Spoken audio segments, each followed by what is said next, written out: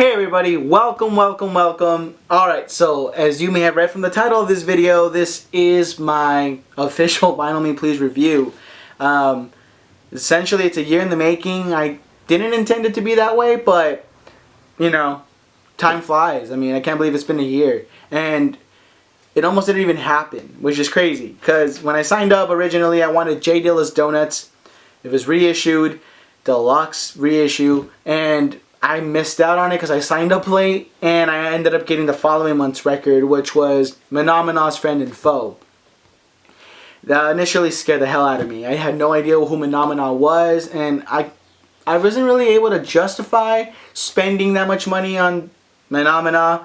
J Dilla, yeah, for sure, because he's the man. But yeah, I I had a hard time. So at first I hated the album. I stuck with it though. I mean, I got my girlfriend actually convinced me to stay with the whole thing and to stick to the original plan of like getting the record and doing the unboxing video for my channel, which I had also just started. I love unboxing videos. I don't know what I can say. I can sit on YouTube for like an hour watching people unbox random stuff. So to have my own has been just like a dream come true.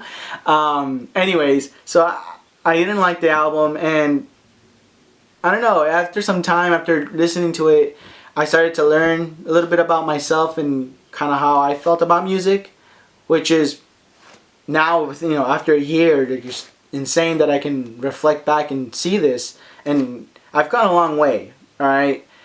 I went from hating it to loving it, and the reason is because I started to look at it and really put the time to actually understand it. Now, when I was in school, I was taking a lot of philosophy classes. I'm a poli-sci major, so we had a lot of philosophy to take. And one of those classes that I took was my existentialism class. And my philosopher professor basically said that each philosopher wrote in their own language. And sometimes they're a little hard to read. Like we were reading about Heidegger and Nietzsche. They were a little hard to read because each one sort of wrote in their own language. And once you started to understand that language and get a little background, it would make more sense. Sounds simple, but I had just, I guess, overlooked this, you know, and I applied it to music. And I'm sure there's a bigger picture here that I'm, you know, touching on here, but as far as like racism and all that other stuff. But when it comes to music, to be able to understand the language that Menomeno was speaking took some time and research. And once I started to pick things that I liked and I started reading articles and, you know, listening to some interviews that they did, I picked up on things that they had mentioned that they felt were important about the album. And then I felt like I had reached a point where I'm like, I'm here now. You know, this is the conversation. We're on the same brain wavelength. It makes sense. And the whole thing just started becoming that much more interesting and beautiful to me. So every month, that's pretty much the routine. I force myself to get out of my comfort zone to listen to something that I normally wouldn't pick up. And it works with Vinyl Me Please because they have this standard. Every record you receive is going to be just right up there with the last one. It's going to be different genre. They don't favor any specific genre. They just think basically around this idea that if it's worth if it's worthy of your collection, then it's definitely worthy of it being the record of the month. So I've received like reggae records, I've received electronic records, like acoustic folk records, some metal. I got Black Sabbath's Paranoid. They had reissued it, and it was pressed on like 150 grams. So you're getting heavy pressings of all these records, never a standard pressing, and it's pressed on like this awesome looking color. Black Sabbath's was purple, Hot Chip was like hot pink and orange if I'm not mistaken, or like lavender. Clear, you got Super 8 that was pressed on green vinyl. I mean, all of them just beautiful pieces of art by themselves. The pressings, they're audiophile quality. You're not going to get a cheap pressing of something that was transferred from digital. It's analog, it's been remastered. Some of them were pressed at 33.5. I had no idea what that meant, but now I do. So like as an enthusiast of both music and vinyl, I've grown a lot because of Vinyl Me Please, because of what they've been sending me, and the research that they've basically kind of like forced me to go look up. For that, I'm very grateful. I feel now like I'm more well-rounded, and that's crazy because I felt like I was before, you know, because I listened to a little bit of everything, but I was so biased and stubborn. But anyways, so as far as that goes, that's pretty much like the gist of what you could expect every month. And you can see my unboxing videos and my reviews for every album in my vinyl haul videos. What I want to focus on is the company, because that's pretty much, you know, what I'm talking about. They do things outside of like the record of the month.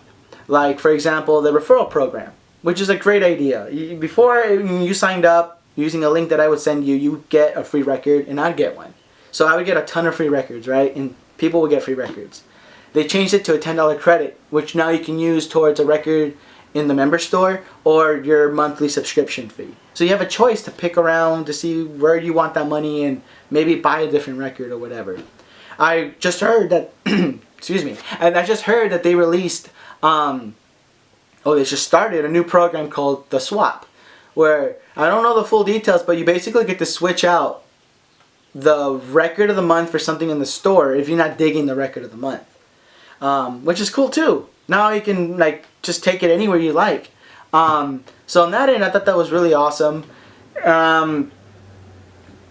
Let's talk about the shipping, because that's big, right? You're getting records in the mail. They're sensitive. You know, they can warp, they can break. In the 1 year that I've been with them, I've never had an issue. All my pressings were nice. They came in one piece. The mailers are heavy duty. They're like these really nice black mailers, and it has everything you need in there. So you get the print and the cocktail pairing, some nice words from Tyler Barstow, and then of course your pressing, your deluxe pressing of whatever record they're putting out. You get to track it the whole time. There's no question. I mean, you see it from the day it departs the factory, which is in Jersey. Well, at least that's where mine's coming from.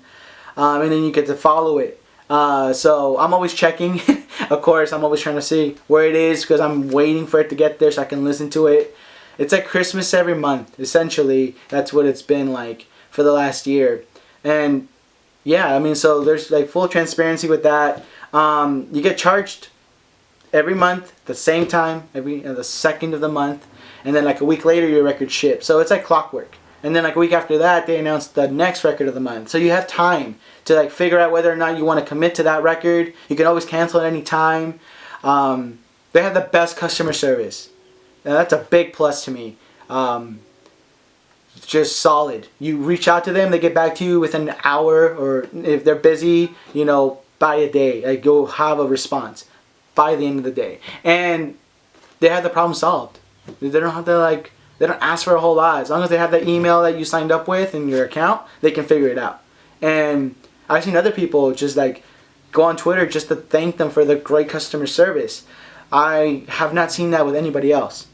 So that just makes the experience that much more amazing, and it's just easier. I mean, come on, like you call into a certain spot and you get an operator. You know, or you email them and you get a response like a week later and then nothing gets done. You're still waiting for your shit. So to see that happen is great. Pretty much it's been just like on point from the day that I signed up. There was an issue when they were expanding and they had opened up a new spot out in the East Coast. And it was like my record was delayed by like a week or two, but they kept everyone like updated. They were responding quickly to everyone's concerns, and then the next month, everything went back to normal. So they figured it out. You know, they understand how important your business is to them. So, and they value it too as a customer. Like you're treated with respect, and that's just incredible. So happy about that. That's again like something very important. So, you know, I talked about the records, I've talked about the customer service, the shipping. They constantly come out with new things like the spins, for example. So there's a lot of us out there. And now we get to meet up at some bar if they're holding it in your city. or a lounge or a brewery, and you get to listen to the record of the month. And they have giveaways, from what I understand. I'm going to my first one on the 21st here in LA. It's in Chinatown. So if you see me, say hi. It would be nice to meet you. But yeah, I mean, that's just another thing that they get to kind of like put out there, and we get to nerd out over the records in person, you know. I don't have to do this in front of the camera, and I have to wear pants. So that's going to be different, but it's going to be fun. And then, of course, be drinking all these great beers, and maybe they'll even have the cocktail of the month as well. But yeah, so like they have that. They have a podcast, Tyler Barstow, and I forgot the other guy's name. But it's just a great dynamic between them two. They talk about the records that are coming out, some exclusives that will be in the member store, just pretty much about music. And it's like 30 minutes long, and they're only like 5 episodes in, so you can catch up with that fairly quickly. So definitely something worth listening to. I enjoy it. They have the standard. If you're not into podcasting, you'd rather get something in your inbox. They send it every month. Again, Tyler Barstow, starts off. He's just so interesting. I love the way he writes. So, he does a little thing, and then he'll talk about the new stuff that's coming out, free downloads, and some news about Vinyl Me Please and the things that they're starting up. So you're always in the know. You're always being, kept up with everything. What more can you ask for? It's something that can be very, very rewarding if you really appreciate it. So I don't know what else I'm missing. Pretty much talked about everything. It's been a great year. I hope that it just keeps getting better and better. They step up their game and just keep that standard, that golden standard, every single month. So if you're interested, send me your email and a link, and I'll get you set up with them. Get $10 to use on whatever you want, and stick around and then see what else comes out, because big things are going to be happening with them, I'm sure, and they're just going to continue to grow. Who knows what's down the road, but it's exciting. And so I'll have my unboxing video for you guys too. The Fugees. I've been wanting that record for the longest time. But anyways, I hope you enjoyed. I hope this has been informative. And I'll see you guys at the next one.